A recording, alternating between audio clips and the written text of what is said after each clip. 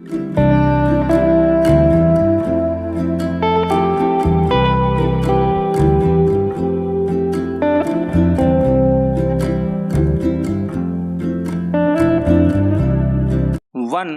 To three start. Maharashtra की राजनीति में पिछले 4 सालों से नाटकीय घटनाक्रम थमने का नाम नहीं ले रहे। अब राष्ट्रवादी कांग्रेस पार्टी के 53 में से 40 विधायकों ने आश्चर्यचकित करते हुए एकनाथ शिंदे सरकार को समर्थन दे दिया। अजित पवार उप मुख्यमंत्री बन गए और राकांपा के 8 विधायक मंत्री पद पा गए। इसे कुछ लोग भाजपा की बड़ी जीत और शरद पवार को बड़ा झटका मान रहे हैं। एकनाथ शिंदे खुश हैं कि उनकी सरकार को और ताकत मिल गई है। कई लोग इसे भाजपा की बदले की कार्रवाई मान रहे हैं। दरअसल इस बार का विधानसभा चुनाव भाजपा और शिवसेना ने साथ मिलकर लड़ा था। भाजपा सबसे बड़ी पार्टी के रूप में उभरी थी, मगर शिवसेना ने उसके साथ सरकार बनाने से इनकार कर दिया था। उस वक्त भी अजित पवार भाजपा के साथ खड़े हो गए थे। देवेंद्र फडणवीस ने मुख्यमंत्री और अजित पवार ने उप मुख्यमंत्री पद की शपथ ले ली थी, मगर राकांपा के विधायकों ने अजित पवार का साथ नहीं दिया और वह सरकार 3 दिन में ही गिर गई थी।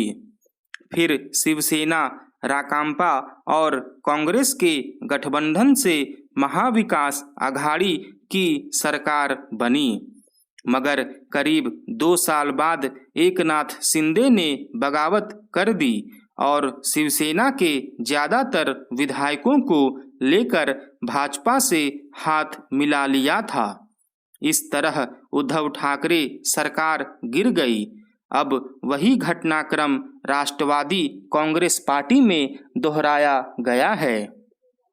इस बार अजित पवार के एकनाथ शिंदे सरकार में शामिल होने से निसंदेह राकांपा को बड़ा झटका लगा है, क्योंकि उसके ज्यादातर बड़े और शरद पवार के भरोसेमंद नेता पार्टी से अलग हो गए हैं। कहा जा रहा है कि बागी नेता अब पार्टी के नाम और निशान पर भी अपना दावा ठोकेंगे। हालांकि राष्ट्रवादी कांग्रेस पार्टी अजित पवार और उनके साथ गए नेताओं के कदम को गैरकानूनी बता रही है। पार्टी नियमों के तहत न तो अजित पवार को विधायक दल की बैठक बुलाने का अधिकार था और न पार्टी आलाकमान की इजाजत के बगैर उन्हें इस तरह सरकार में शामिल होने का। इसे अदालत में चुनौती देने की प्रक्रिया भी चल रही है। इसी तरह शिवसेना ने भी एकनाथ शिंदे और बागी विधायकों को कानूनी चुनौती दी थी, मगर उसका कोई लाभ उसे नहीं मिला। राकांपा को भी इसमें कुछ हाथ लगने वाला नहीं है। अगले साल वहां विधानसभा के चुनाव हैं और तब तक अदालती कार्रवाई शायद ही पूरी हो पाए।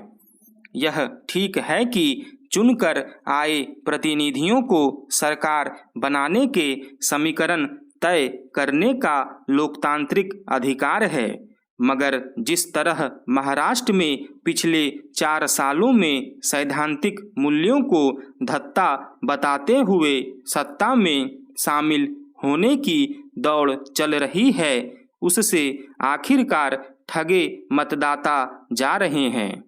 मतदाता अपने प्रतिनिधियों का चुनाव न केवल उनके व्यक्तित्व को देखकर करते, बल्कि उनकी पार्टी के सिद्धांतों को भी तरजीह देते हैं।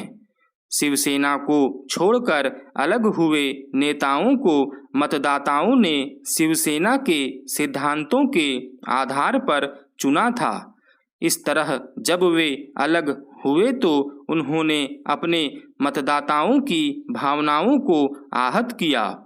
इसी तरह राकांपा के विधायकों ने पार्टी से बगावत कर अपने मतदाताओं को ही ठगा है। हर राजनीतिक दल और विधायक चुनाव इसलिए लड़ता है कि सत्ता में आए, मगर सिद्धांतों और नियम कायदों को तिलांजलि देकर केवल सत्ता सुख के लिए समझौता कर लेने से आखिरकार लोकतांत्रिक मूल्यों का हनन ही होता है। प्रदेश में मानसून पूरी तरह से प्रभावी हो गया है। लगभग सभी जिलों में बारिश के साथ वज्रपात का प्रकोप भी है। आकाशीय बिजली के चपेट में लोग आने लगे हैं। एक दिन पूर्व ही प्रदेश में 1 दर्जन लोगों की जान वज्रपात से चली गई और 1.5 दर्जन लोग झुलस गए।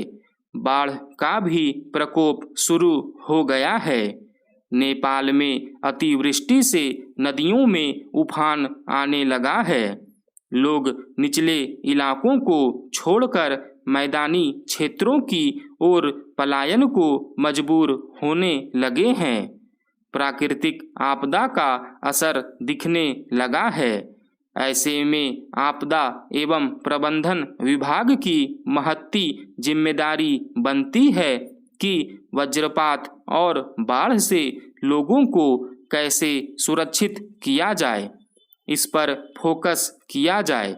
सरकार व विभाग हालांकि सतर्कता बरत रही, फिर भी लोग वज्रपात की चपेट में आ रहे हैं। सरकार की ओर से हर दिन क्षेत्रवार बारिश व वज्रपात को लेकर अलर्ट जारी किया जा रहा है, लेकिन संभवतः संदेश पूरी तरह से लोगों तक नहीं पहुंच पा रहा है। आंकड़ों पर गौर करें तो बीते वर्षों में वज्रपात की चपेट में आने वालों की संख्या में कमी आई है, लेकिन अभी भी कहीं न कहीं जागरूकता का अभाव दिख रहा है। मौसम विभाग की चेतावनी को खेतों में काम कर रहे लोगों तक पहुंचाने में सरकारी मशीनरी का उपयोग करने की जरूरत है। मुखिया, पंचायत प्रतिनिधि, जीविका आदि की भी जागरूकता और वज्रपात के अलर्ट की जानकारी अपने आसपास के लोगों तक पहुंचाने में मदद ली जा सकती है। चूँकि मानसूनी बारिश और नेपाल से आने वाले पानी को नहीं रोका जा सकता है, ऐसे में नदियों के तटीय इलाकों और जहां मौजूदा स्थिति को देखते हुए विशेषज्ञों द्वारा बाढ़ की जिन क्षेत्रों में संभावना दिख रही है, वहां से लोगों को सुरक्षित स्थानों तक पहुंचाने की व्यवस्था की जा सकती है। तटबंधों की दैनिक मॉनिटरिंग भी जरूरी है। स्टॉप।